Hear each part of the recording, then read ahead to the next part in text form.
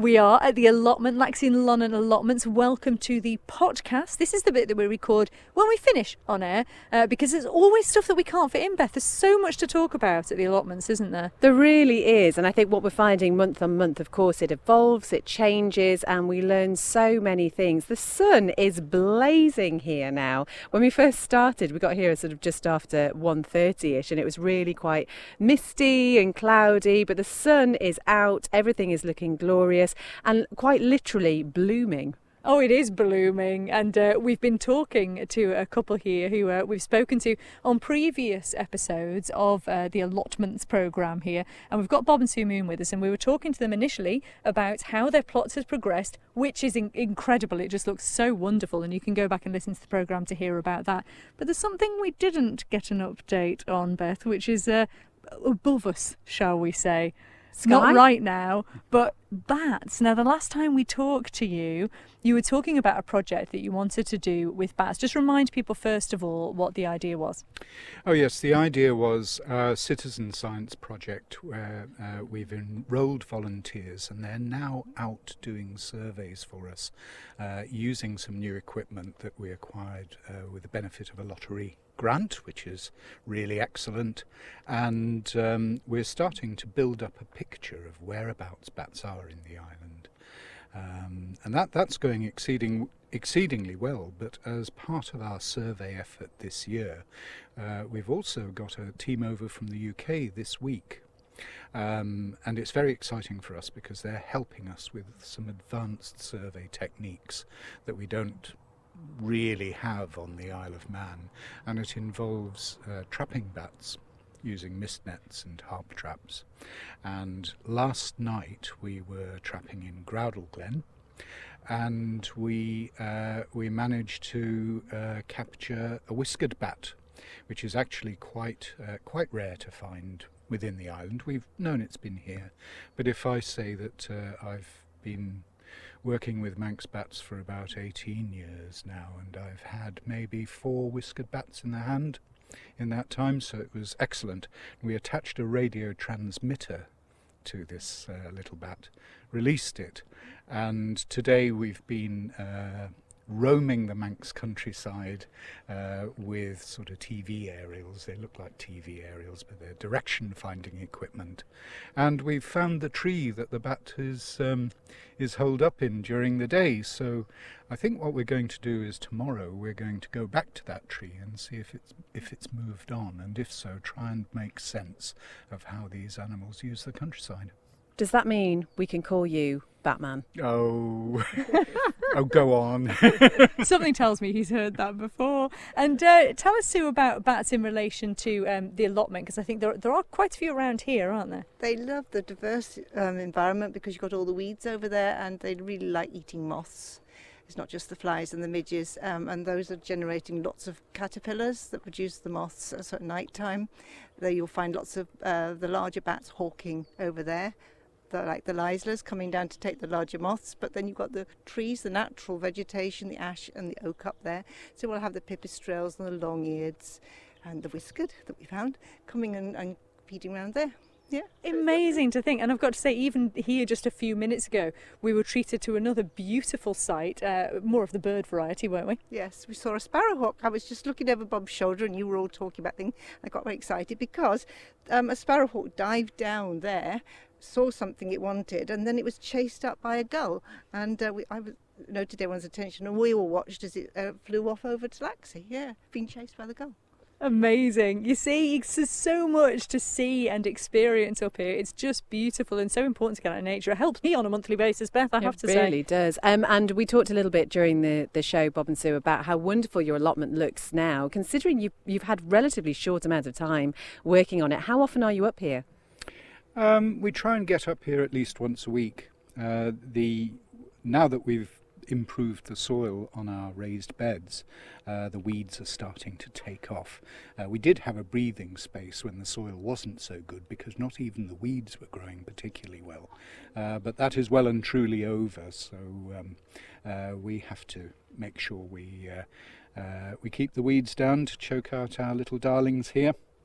And, they do say if you speak to plants, they grow better. I've heard you have to speak to them in a Geordie accent, apparently, for maximum effect. Oh dear. Just telling you. That sounded like a challenge to me. I have to I'm just saying that was a little. There you go. A little fact that Alex Brindley had on his show once. Do you not remember? What it's all about, speaking in a Geordie accent. Yeah, I don't know. Come on, Flower. Bob and Sue, it was great to see you. Thank you so much. Thanks very much. Thanks. Now, you were talking about weeds there.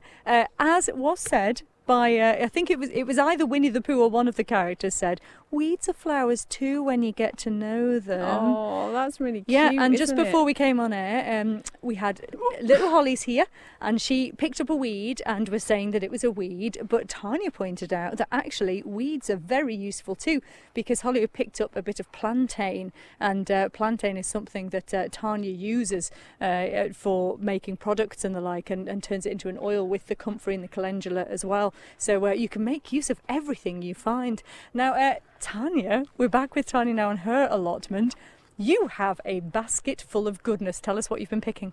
Well, it's only really been about 5 or 10 minutes, and I've already picked all of these gooseberries and red currants, and I need to get them fast because I've spotted quite a few wasps making their way over here, and they'll burrow into the sides of the berries and get all that juicy goodness. See, I didn't know that wasps ate gooseberries. Who No, knew? Yeah, oof, no. So is there anything we can help with? Do we need to pick some, or have Sure, you done it come all? around over here. I've Okay. got some red currants here that need picking, and there's black currants over here in the corner. Wonderful. Now, both red currants and gooseberries, I think, are sort of known for being a little bit tart and sharp, shall we say. So what are you going to do with these? So these are going to be going into preserves. So I'm going to make some gooseberry jam, and that is basically equal quantities and weight of gooseberries and sugar and a bit of lemon juice. And then the same for the red currants. And red currant jelly is really great with Swedish meatballs, if you like those, or if you have cheese boards, great with cheese boards. Game, I think, really strong flavours. It goes really well with strong flavours, doesn't it? So we're going to start picking some things. And what will be the next thing you harvest? I think you've got, oh gosh, look at those cabbages. You've got some fantastic cabbages on the go. I've got cabbages, there's Brussels sprouts, there's kaleettes, which is new to me this year. It's a cross between kale and Brussels sprouts.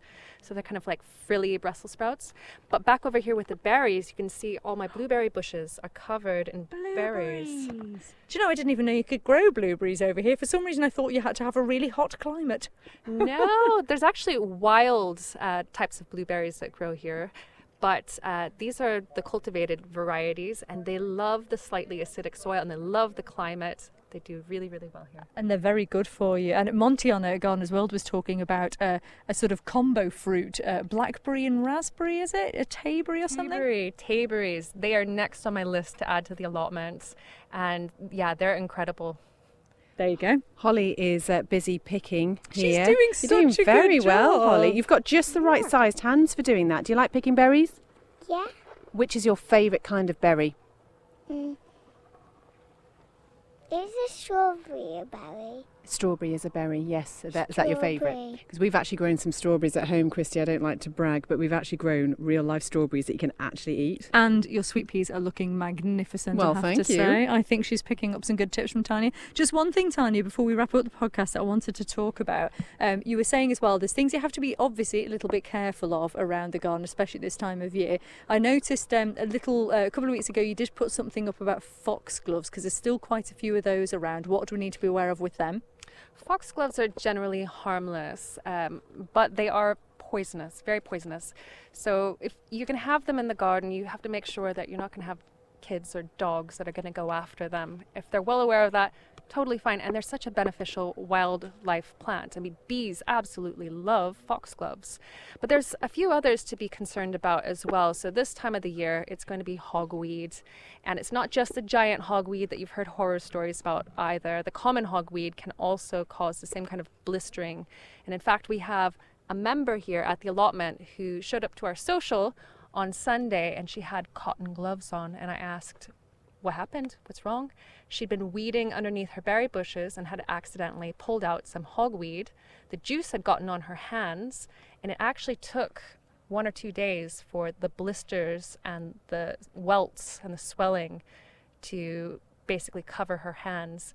It basically reacts to sunlight as well, and it strips your skin of being able to protect itself from UV light, and it's just dreadful. So you have to be very careful when weeding. So just describe the hogweed for us so we know. It's a tall plant with an umbel type flower, white flower. You'll probably recognize it if you've been out for a walk. And if you're here at the allotment, you just look around all the sides and all of the areas where we have wildflowers, and it's just a white sea of hogweed right now, which is great for wildlife. I mean, you'll see all kinds of different insects on top just feeding off the flowers. But it's the juice that we have to worry about with ourselves and our skin.